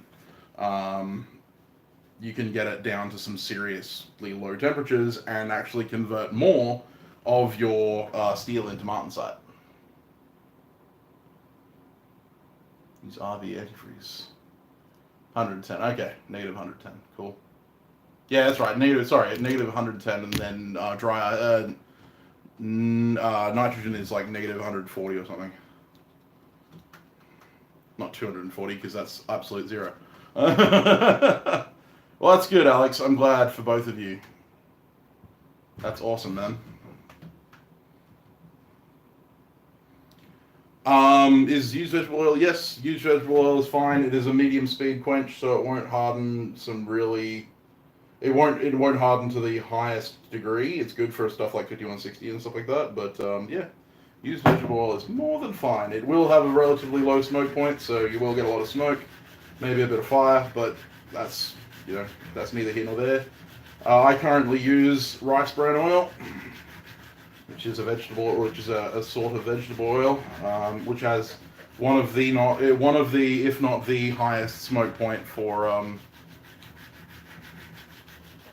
vegetable oil, and the higher the smoke point, the better, because it means you get less carcinogenic smoke in your lungs, which is why we don't advise using motor oil, because motor oil, it has a very very very very low smoke point. Surprisingly.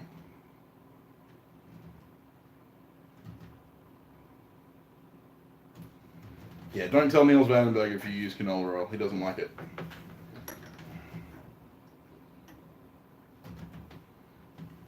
But then again, he's South African. You can ignore him. Yeah, peanut oil's good. Peanut oil has the second highest smoke point of any food grade oil. Second only to rice bran. That's racist, man.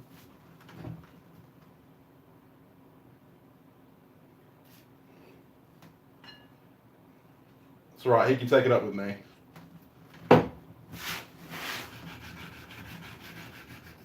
I have lots of South African friends. They don't mind.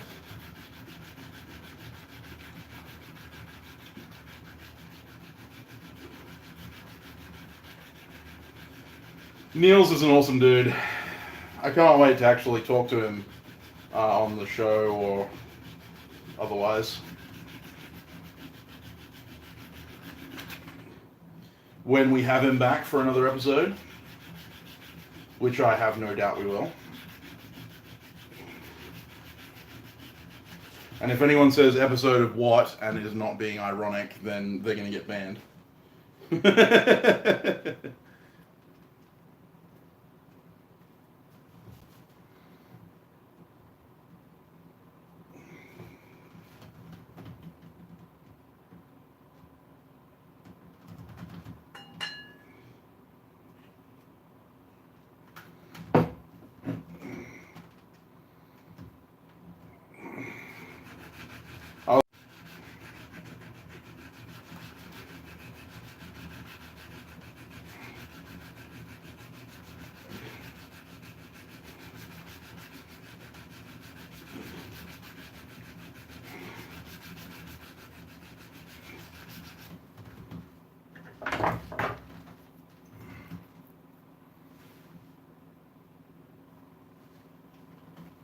Kydex is technically scabbard material.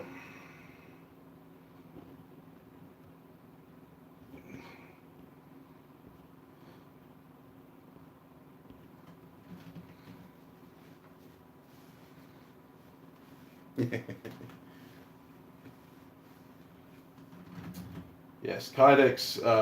A Kydex would technically be scabbard material, but people have got used to calling them Kydex sheaths, so Some people differentiate sheath from scabbard as a size thing. They'll tend to say knives have sheaths and swords have scabbards.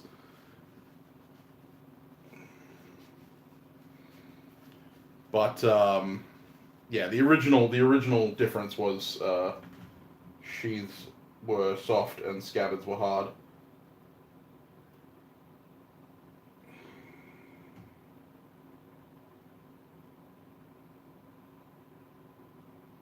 And that was a Victorian English thing, because they had leather sheaths for some sabers.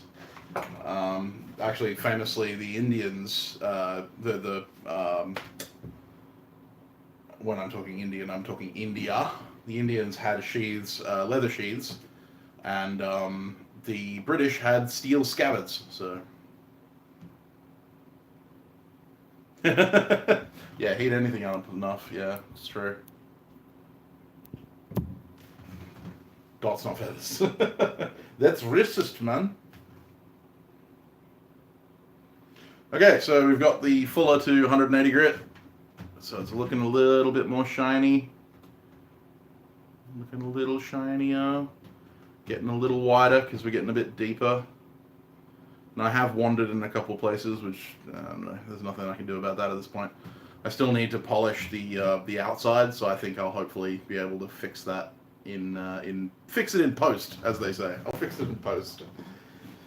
But with that being said, I think I'm going to jump off. It's been in 2 hours, so that has been fullering the outside of a Bowie knife guard for a Japanese-inspired samurai cowboy Bowie, and I'll put it on the knife blade and give you a view of that before you go, so that you can get the final look.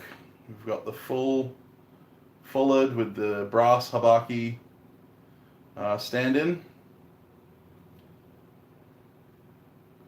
Yes, this is the IKEA lamp that I mentioned a while ago, and it is awesome. I love this thing. $15. Crazy cheap. And it has a little desk clamp mount, so you can mount it to any desk clamp. It's awesome. That's it. Alex arrived, so we're gonna bugger off. But yeah, so this is the IKEA lamp that I was talking about. It's great because it's very positionable. I can go all the way out to there, and I can go all the way up, and I can bring it up, and I can bring it down. Oops, don't break the thing. But yeah, it's good. It's great. I love it, especially because it has the hood, which means that I can't see, because the light doesn't get in my eyes. Because a lot of lamps you get like this, and it's like I can't see bugger all except the light itself. So yeah, it's really useful to have a maneuverable light for when I'm hand sanding and stuff like that. I love this stuff. I love this thing. It's awesome. And for $15, you can't really go wrong. Hey Caitlin, sorry you jumped in right at the end. I'm about to pack up. It's been 2 hours. And I'm sure my wife would like to have her living room back so she can sit in a chair. So hopefully you all have a fantastic week. I'll have a video out on Wednesday. It'll be a little bit of a talking head video, talking about some stuff. So look forward to that. And my Patreons will be seeing some... I'll be doing some more Patreon content soon. I'm sorry that I have been a little bit slack on that recently. I'll explain that in the Patreon content. But yes, with that being said, hope you all have a fantastic week. I will see you on Wednesday. Have a good one all.